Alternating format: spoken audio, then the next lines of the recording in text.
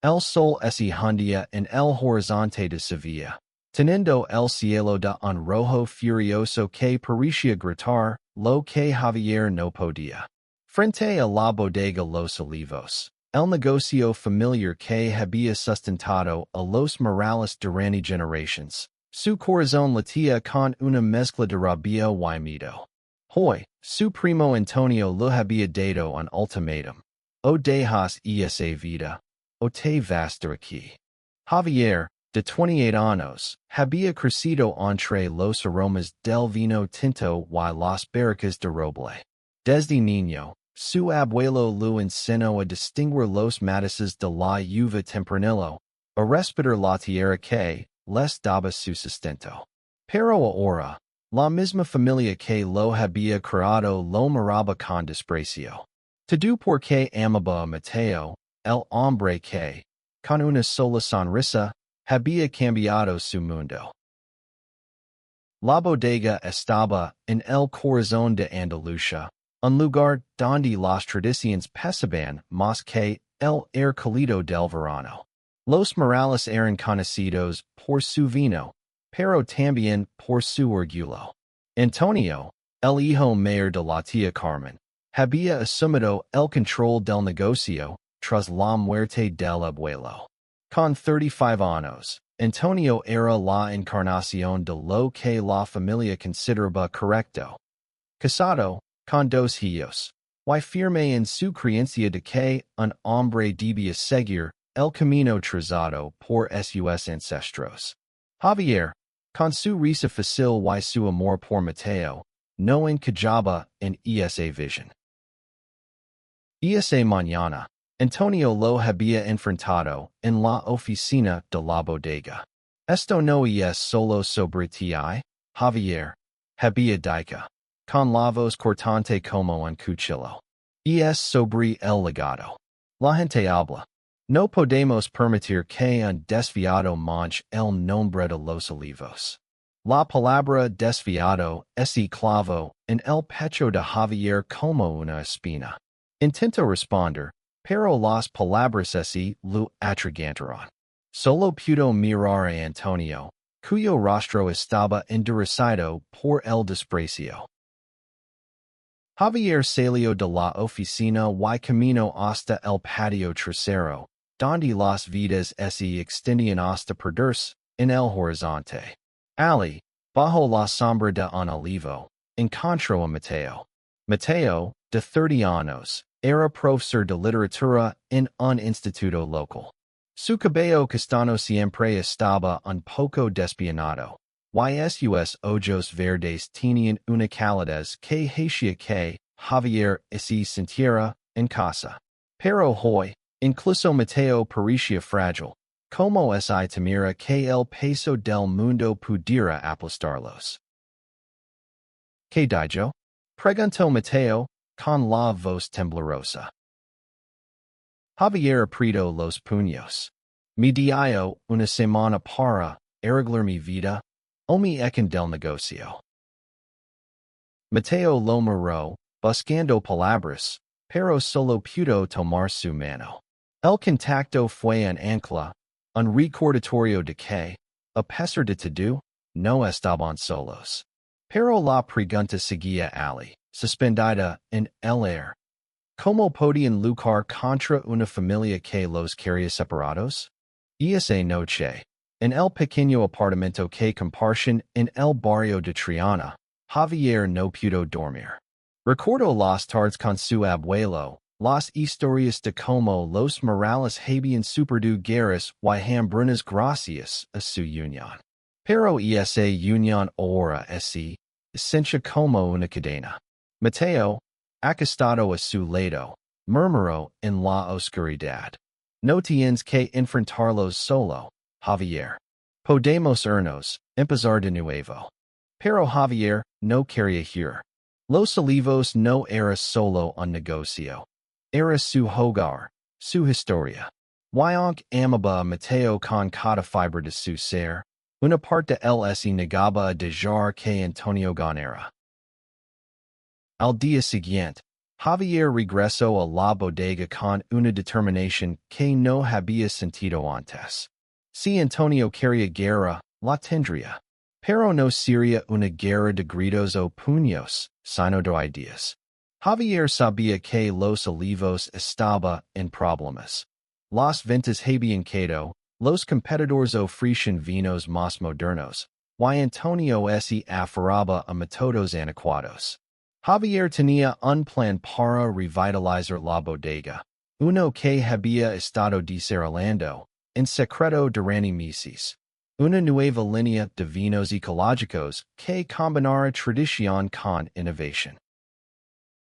En las solidaridades, frente a los empleados, Javier presentó su idea. Habló con pasión, describiendo cómo podían atraer a un público joven. Como los vinos sostenibles eran el futuro. Los trabajadores, muchos de los cuales lo conocen desde niño, escucharon con atención. Pero Antonio, desde el fondo de la sala, lo interrumpió. ¿Crees que puedes venir aquí con tus ideas modernas y salvarnos? Dijo, con una risa sarcástica. Esto no es un juego, Javier. No iris de fiar, no con tu estilo de vida. El silencio en la sala fue ensordecido. Javier sintió las miradas de todos sobre él, algunas con curiosidad, otras con incomodidad. Pero entonces, una voz rompió el silencio. Era Elena, la enóloga jefe, una mujer de 45 años que había trabajado para los Morales durante 2 décadas. Con todo respeto, Antonio, las ideas de Javier son buenas. Las ventas no mienten. Necesitamos un cambio. El apoyo de Elena fue un rayo de esperanza, pero también un desafío directo a Antonio. Esa noche, en una taberna del centro de Sevilla, Javier y Mateo hablaron con Elena. Ella les confesó que muchos en la bodega estaban cansados del control autoritario de Antonio, pero temían enfrentarlo. Si quieres cambiar las cosas, Javier, necesitas aliados, dijo Elena. Y no solo aquí, sino en el pueblo. La gente respeta a los olivos, pero también te respeta a ti. Mateo, que hasta entonces había escuchado en silencio, añadió. Podemos contar tu historia, Javier. No solo la del negocio, sino la tuya. La gente necesita ver quién eres. No solo lo que Antonio dice de ti. La idea era arriesgada. Exponerse significaba enfrentar más rechazo, pero también podía significar encontrar apoyo. Javier asintió, sintiendo el peso de la decisión. No solo estaba luchando por su lugar en la bodega, sino por su derecho a ser el mismo. Los días siguientes fueron un torbellino. Javier y Mateo comenzaron a hablar con los comerciantes locales, los distribuidores y los clientes de los olivos. Javier no ocultó quién era. Habló abiertamente de su amor por Mateo, de cómo su relación no lo hacía menos capaz de liderar. Algunos lo escucharon con escepticismo, pero otros, especialmente los más jóvenes, se mostraron receptivos. Una cafetería local incluso ofreció incluir los vinos de Javier en su menú, siempre que él lograra lanzarlos. Mientras tanto, Antonio intensificó su campaña contra Javier. Convocó una reunión familiar en la Casa Grande de los Morales, una mansión antigua en las afueras de Sevilla. Ali, frente a tíos, primos y la madre de Javier. Antonio presentó su caso. Javier era una amenaza para el legado familiar. La madre de Javier, Isabel, una mujer de 55 años con el rostro marcado por años de trabajo, permaneció en silencio. Javier siempre había sido su orgullo, pero también sabía lo importante que era la tradición para la familia. Madre, ¿no vas a decir nada? Preguntó Javier, con la voz quebrada. Isabel lo miró, con los ojos llenos de lágrimas. No quiero perder, hijo. Pero tampoco quiero perder lo que tu abuelo construyó. Las palabras de su madre fueron un golpe, pero también un desafío. Javier decidió que no podía esperar su aprobación. Tenía que actuar. Con la ayuda de Mateo y Elena, organizó una cata pública en la plaza del pueblo, donde presentó su nuevo vino, Libertad. Un tempranillo ecológico con un sabor audaz y fresco. La cata fue un éxito. Los vecinos aplaudieron, y varios pidieron botellas. Pero Antonio, furioso, planeaba su próximo movimiento. La tensión en la bodega alcanzó su punto álgido cuando Antonio descubrió que Javier había usado recursos de los olivos para producir Libertad. En una reunión con los socios, Antonio exigió la expulsión inmediata de Javier. Ha traicionado nuestra confianza, gritó, señalando a Javier como si fuera un extraño. Pero Javier no es quedo calado. He dado mi vida a esta bodega, dijo, con la voz firme. He respetado nuestras tradiciones, pero también vio un futuro donde los olivos pueda crecer sin sacrificar quien somos. ¿Y tú, Antonio? ¿Qué has hecho me imponer miedo? Los socios estaban divididos. Algunos veían en Javier una oportunidad para modernizar la bodega. Otros, Lils y Antonio, temían el cambio.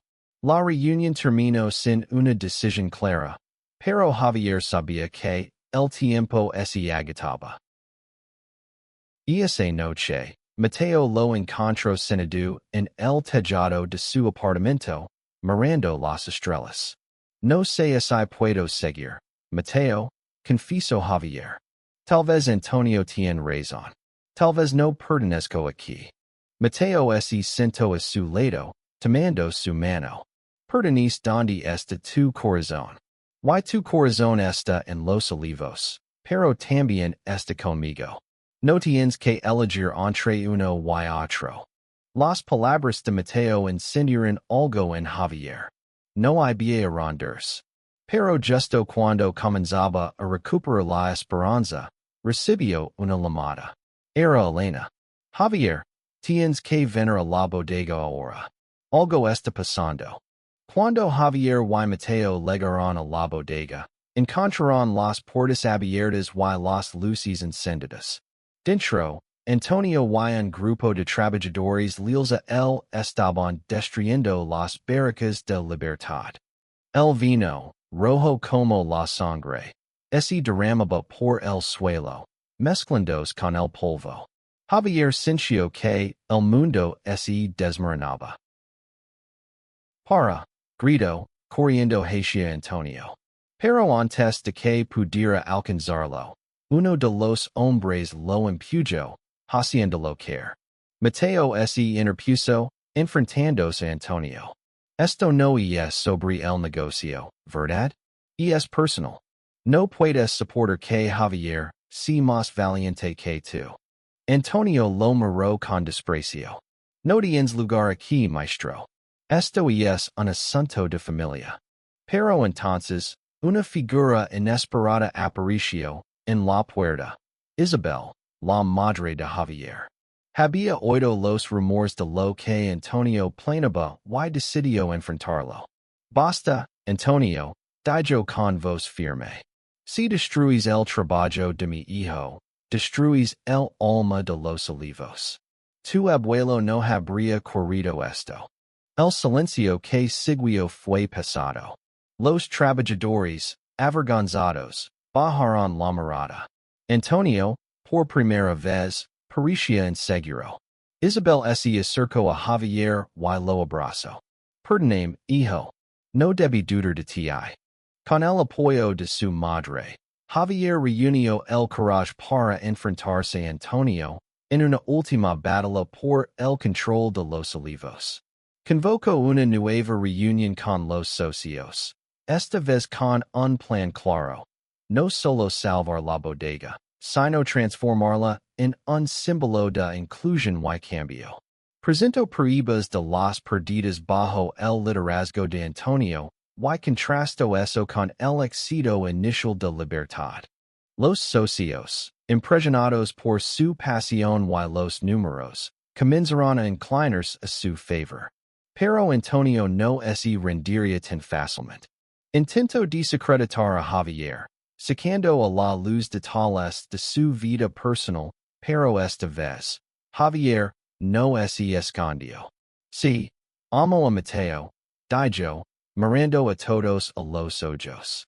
Y eso no me hace menos capaz de liderar esta bodega. Al contrario, me da la fuerza para luchar por lo que creo. El pueblo, que había seguido la historia a través de rumores y redes sociales, comenzó a apoyar a Javier.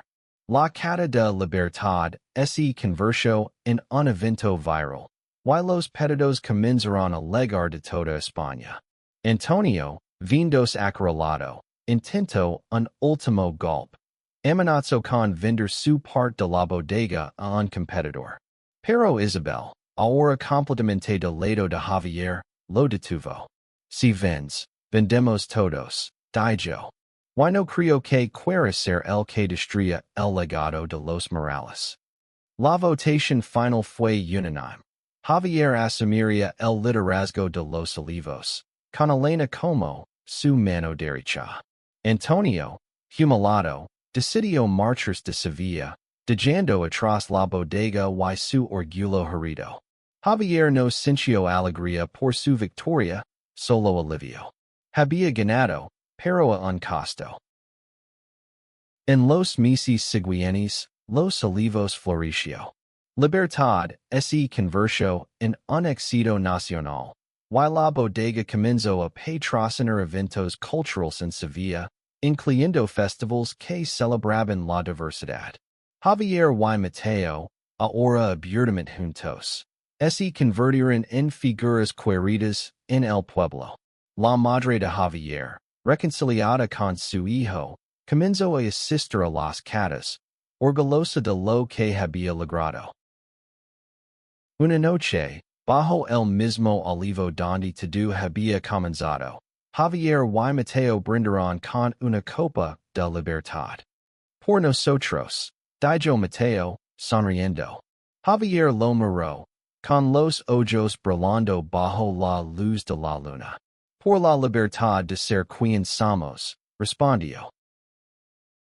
Y mientras el viento lavaba el aroma de las vidas, Javier supo que, aunque el camino había sido doloroso, había valido la pena.